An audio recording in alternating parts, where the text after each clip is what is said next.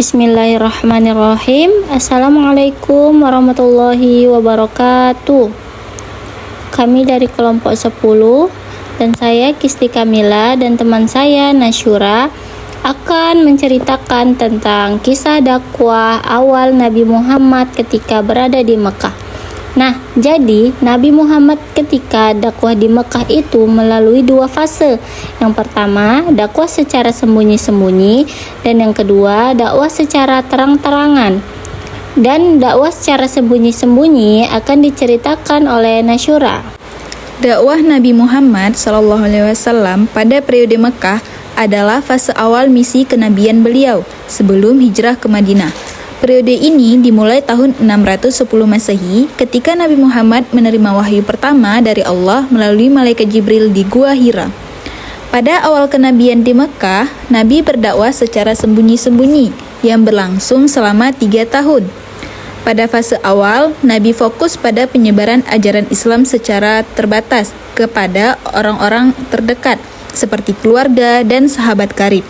Beberapa orang pertama yang menerima ajaran Islam dikenal sebagai As-Sabiqun al-Awwalun, yang termasuk Khadijah sebagai istri Nabi, Ali bin Abi Thalib sepupu Nabi, Zaid bin Haritsah anak angkat Nabi, Abu Bakar sahabat Nabi, dan Ummu Aiman pengasuh Nabi sejak kecil. Selain Nabi, Abu Bakar juga ikut berdakwah dan mengajak banyak orang masuk Islam seperti Abdul Ammar, Abu Ubaidah, Utsman bin Affan, Zubair bin Awam, Sa'ad bin Abi Waqqas, dan Thalhah bin Ubaidillah. Saat itu, salah satu tempat pertemuan rahasia bagi kaum muslimin untuk belajar dan memperkuat iman adalah rumah Al-Arqam bin Abi Al-Arqam. Isi ajaran dakwah Nabi saat itu adalah tentang Tauhid, yaitu keesaan Allah, percaya kepada hari kiamat, mengajak untuk menyucikan jiwa, dan menguatkan persatuan dan persaudaraan. Dakwah secara sembunyi-sembunyi ini dilakukan untuk menghindari penolakan keras dari penduduk Mekah, yang saat itu masih sangat terikat dengan penyembahan berhala. Nah, kemudian tentang kisah dakwah Nabi secara terang-terangan di Mekah akan saya jelaskan. Setelah 3 tahun, Rasulullah membimbing para sahabat di fase dakwah secara sembunyi-sembunyi, maka turunlah wahyu dari Allah yang menyerukan agar beliau berdakwah secara terang-terangan. Dalilnya dalam Quran Surah Al-Hijr ayat 92.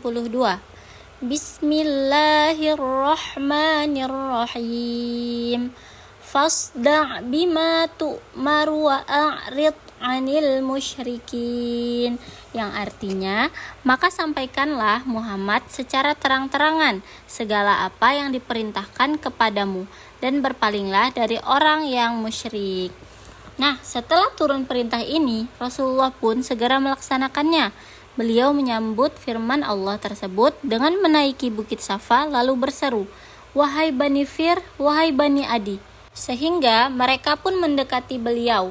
Orang-orang yang tidak bisa datang pun mengutus wakilnya untuk mengetahui apa yang terjadi. Lalu Nabi bertanya, "Menurut kalian, seandainya ku beritahu bahwa di balik bukit ini ada satu pasukan kavaleri yang hendak menyerang kalian, apa kalian percaya?" kata Nabi. Nah, mereka pun menjawab, "Ya, kami belum pernah kau bohongi."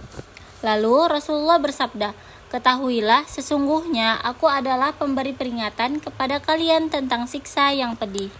Pada saat itu, reaksi kaum Quraisy terhadap dakwah Nabi secara terang-terangan ini adalah menolak dan menentangnya dengan alasan mereka tidak bisa meninggalkan keyakinan yang diwarisi dari leluhur mereka. Adapun tantangan dan penolakan dari masyarakat Quraisy, yang pertama, kaum Quraisy itu tidak mau meninggalkan penyembahan berhala mereka karena mereka mengikuti tradisi dari nenek moyangnya. Yang kedua, mereka menuduh Nabi Muhammad memecah belah keluarga dan masyarakat karena ajarannya yang berbeda. Yang ketiga, Nabi sering diejek, dicemooh, bahkan disebut orang gila dan penyair oleh kaum Quraisy. Keempat, para sahabat yang lemah disiksa agar kembali ke agama nenek moyang mereka, seperti Bilal bin Rabah dan keluarga Yasir. Yang keenam, mereka mencoba menyuap Nabi dengan harta, jabatan, dan wanita agar menghentikan dakwahnya. Yang ketujuh, saat dakwah semakin berkembang, kaum Quraisy merencanakan untuk membunuh Nabi Muhammad. Nah, penolakan ini tidak membuat Nabi menyerah, justru semakin kuat dalam menyebarkan agama Islam. Kemudian Rasulullah Shallallahu Alaihi Wasallam mengingatkan mereka untuk menggunakan akal dan logika, dan juga sikap taklid atau ikut-ikutan mereka untuk tidak menyembah Tuhan-Tuhan yang sama sekali tidak dapat memberi mereka manfaat. Mereka menganggap Nabi mencela Tuhan mereka, menyebut tradisi sebagai kebodohan, dan mengecam alasan mereka menyembah berhala karena mengikuti tradisi leluhur. Maka mereka menganggap tuduhan ini masalah serius, sehingga mereka sepakat untuk menentang dan memusuhi Nabi Muhammad SAW. Inilah cerita kisah dakwah awal Nabi Muhammad ketika berada di Mekah. Lebih dan kurang kami mohon maaf.